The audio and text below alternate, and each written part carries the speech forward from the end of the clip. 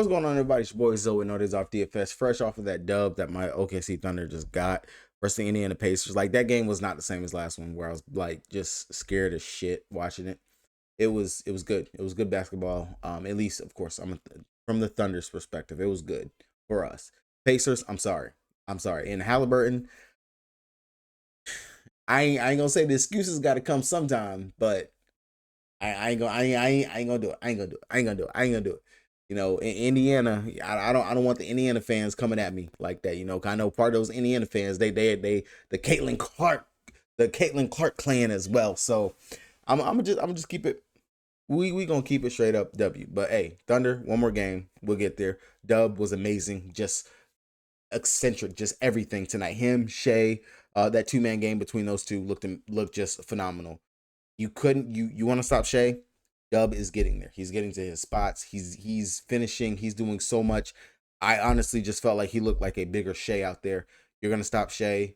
Dub said you're not gonna stop me, and he legit. I even tweeted it. Was like, yo, Dub for Finals MVP, because this Finals run, this whole thing, it kind of reminds me of last year where we're looking at Jaylen Brown and Jason Tatum, and it was Brown that was consistent the whole time. It was Brown that was doing everything. You had where Tatum had that 1-2 game where it was like, yo, oh yeah, that's right, Tatum out here. But JB was carrying it. I ain't gonna lie. Dub has been consistent where Shea has been like, last game, yeah, Shea had the MVP performance, but Dub, like, it's crazy. It's crazy. But this video right here, real quick, I'm gonna go over my builder in regards to how I think you guys should be building on today's slate. Hopefully my other video with Dion comes out where we're going to be going over the slate, giving out some notes, looking over prop plays and things like that. Fully, it's a 6-game slate, 25K up the first over here on DraftKings. I'm just going to touch on some stuff. This video should be coming out after that other video. So definitely, again, if you guys are looking for a shorter synopsis of everything, check out this video right here. Hopefully you guys made it through my little OKC rant right there. If you did, make sure you guys drop us a like on the video, subscribe to the channel if you guys are new here, so you guys don't miss out on the content. And let's go ahead, let's get it, let's go. So looking at it real quick, injuries and stuff like that. Sanaya Rivers, I'm seeing her up on Instagram and Facebook Live, so I think that she's good to go. She was questionable last game, was listed available to play, but did not play. Wnba Bonner already been ruled out for tomorrow, so she's not going to be there for Indy. Atlanta, no news for them. New York Liberty, Jonquil Jones has already been told that she's going to be back. No minutes limit, she's fully expected to play. Over here on Washington, no news to report for them. Chicago Sky, I didn't see anything for the Sky last time I checked. For Golden State Valkyries, big thing for them is that Fag Bentley, she's gone. She went overseas, and they just signed Bibby is the forward that they just recently signed to them to go ahead and, I guess, take up that spot in space. I would imagine that it should be Monique Billings getting the start, if I am not mistaken. Like, I would imagine it should be Billings starting as their center. For Dallas, we lost G. She's gone. She went ahead. She went overseas. So G is not over here on the team. Rike, Carrington, all those guys who were questionable and stuff like that, they did practice and play. We just lost Maddie for a good chunk of the season now because she's injured again from her leg. So I would imagine, and this is where you're going to get that chalk play, especially if she is going to start. And I think she's going to start because I'll talk about it in a second in regards to the fours over there for Dallas. Asia Wilson already ruled out, so you guys already know it's going to be Jackie Young, Chelsea Gray, Jewel Lloyd. Hopefully they don't fuck around with the starting lineup again and try to decide, yo, we're going to start Tiffany Mitchell again. That would be just retarded for the Aces, but Becky Hammond doesn't know what she's doing over there. Overrated coach is what I'm starting to feel like she is. For the Minnesota Lynx, I didn't see any injury news or anything like that for them. Seattle Storm, no news for them. Clean bill of health for them once again. And then for the Sparks, late news. Plum is going to be out. Odysseus Sims is already out. So their guard rotation is going to be Barker, Burrell, Petty. Like, it's going to be tight. I imagine that this might be a sneaky spot where we can get Ham Bam for her assist, like taking an upside in regards to her assist possibly, because I do know that she can handle the ball and does that pretty well. I think that might be a pretty sneaky spot for that right there. I just put that down on my notes. I definitely got to go back and look at that because I just thought about that looking at the slate. All right, so looking at this on the slate, I'm be very honest and shredded with you.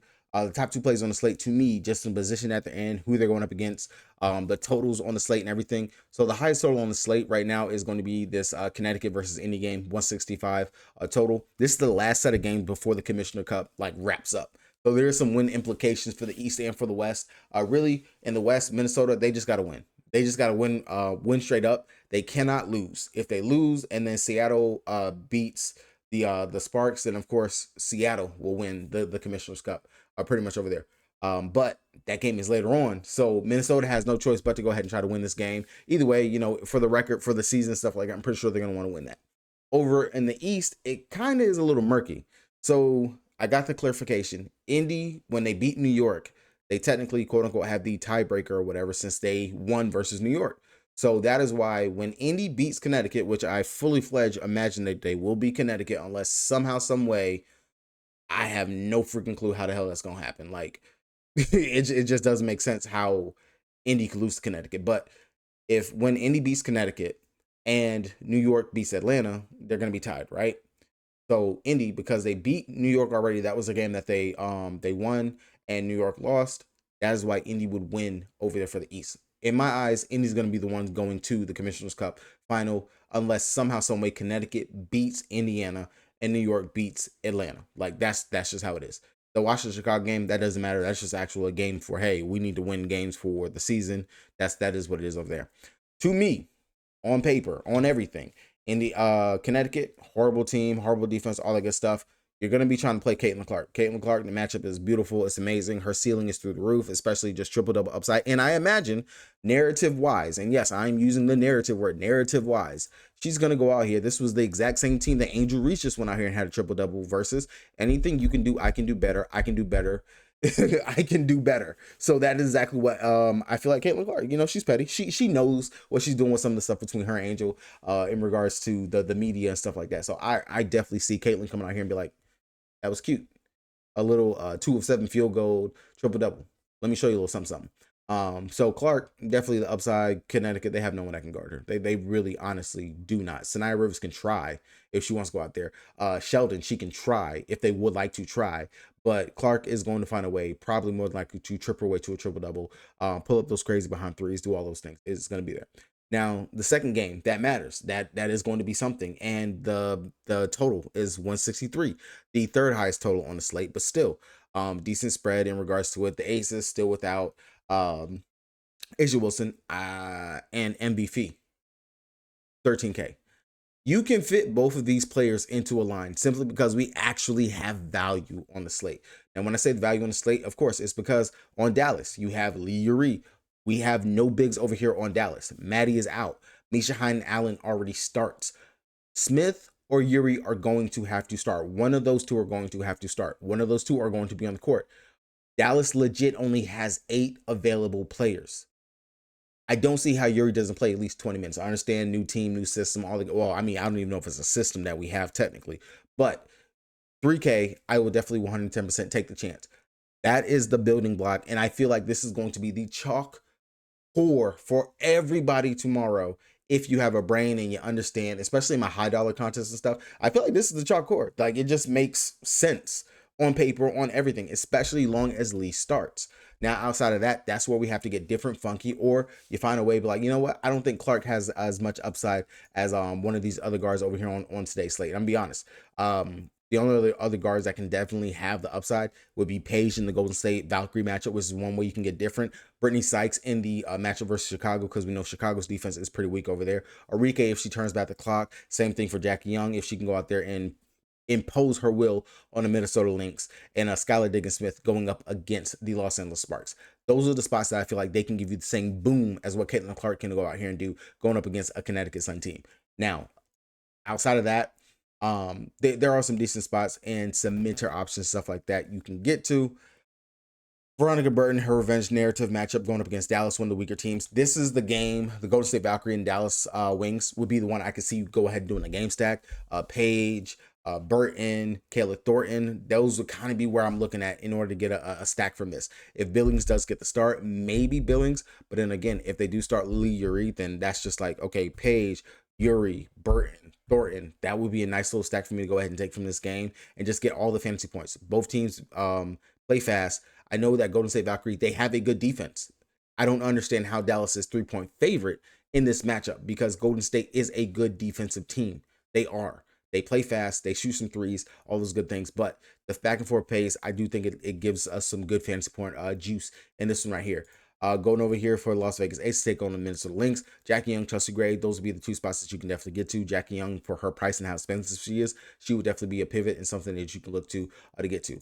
For Seattle, taking on the Sparks. Of course, everyone's shorthanded over here on the Sparks because now you're without both of your main guards that you have over here. I'm really not too interested in coming down here to the Barker, the Petty, and stuff like that. I kind of feel like that's like very for me. Hamby will be the one that I think just gets the huge usage over here. And then I can't sleep on Azrae Stevens as well as another potential play. You have been able to get some pretty good fantasy points going up against Seattle at the center spot, at those big spots, those forward spots right there. On the flip side of thing, Nneka, love it. Bounce back position in spot. And she seems to like to play versus her former team where she goes out there and she gives them buckets. Coming off of a bad game going up against the Golden State Valkyries, so I do think the upside could be a nice potential for her here in the spot. As always, I do like Gabby Williams, just what she plays with and does everything. She's going to be out there on the court. She plays 30 plus minutes a night. Had a bad shooting night last time out. Definitely will be something I would look to if I'm looking for like a decent pivot option off of trying to go up here and playing like the fee or something like that you can get to right there. Angel Reese taking on Washington in this game. I know she's coming off a triple-double. I just need her to actually make more buckets than getting to the free throw line. That would be a huge boost if we can get that. I do not expect another double-double here in this position and spot for her, but I don't mind the matchup. I do think that you can definitely get some buckets on Washington with opposing bigs. Same thing on the flip side. Kiki, this should be a really great spot for her to go out here and deliver, especially after her 2 of 9 outing, 21 minutes right there. Only thing is, you do know they got Shakira, Austin, Leah Edwards, so the big rotation makes it like very murky in regards to what we can truly do over here when it comes down to it. And then last but not least, New York taking on Atlanta. Stewie, I really don't feel like this is a spot where we have to play Stewie on today's slate. Looking more towards the, I do like it. If Jonquel Jones is back, and people might be scared off of playing Jonquel Jones, she's someone that I can see myself paying up for as a third stud on the slate and looking towards to get into when it comes down to it.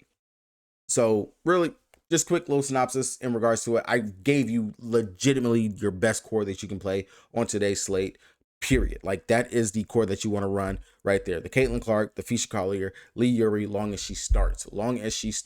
And then even if Lee Yuri does not start, then you can look towards, on the flip side of things, over here on the Golden State Valkyries, Stephanie Talbot is 4,200. Stephanie Talbot should be out there and playing the minutes. If she starts as well and is out there for them, 4,200, that should direct pivot off of Lee Yuri, and you might just have to take some value somewhere else in regards to line. But that's going to be it for me right here on this right here, guys. Drop any comments down in the comment section. I'll let you guys know anything right there for me. Subscribe to the channel if you guys have not done so already. Check out for that other video with me and Dion going over the full slate. Good luck to everybody on this big ass slate. Peace.